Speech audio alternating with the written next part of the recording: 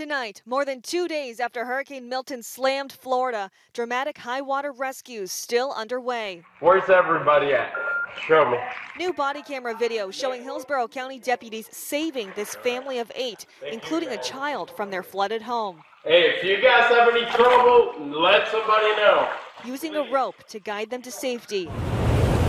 This is the terrifying moment of violent EF3 tornado. That giant funnel tore across backyards in Palm Beach Gardens, shattering windows. About 50 miles north of Palm Beach Gardens, ABC's Victor Oquendo saw the destruction in Fort Pierce. Residents in this Fort Pierce neighborhood tell me they were hit with back-to-back tornadoes. The worst of it here, the Spanish Lakes Country Club community. Houses torn apart, at least 5 people killed. In St. Petersburg, they're still surveying a collapsed crane. She did have winds, obviously, behind me here. I mean, that's wind damage when you have a crane get knocked into a building. Tonight, some are asking if tougher regulations are needed to force developers to dismantle cranes like this one before severe weather hits. I think the question is, should there be more regulation or should there just be more common sense?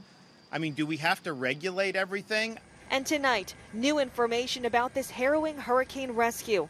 A captain separated from his boat, clinging to a cooler in the middle of the Gulf. We've been searching all day, and no one had had any luck. The Coast Guard says he rode out Milton's nearly 90-mile-per-hour winds and 20-foot waves. Once we pull up in that 50-foot hover, right, like next to the guy, we're like, oh my gosh, he's on like a cooler. Plucking him from the water, he had an emergency beacon which helped rescuers locate him. I look back over my shoulder, and he's over my back right shoulder, and I see this guy, like, hair looks like Castaway movie where he's covered in salt, he's got a life vest on, he's soaked. And at that point, it really set in. You're like, oh my God, I can't believe we just found this guy. After nearly 19 hours, a true survivor's story.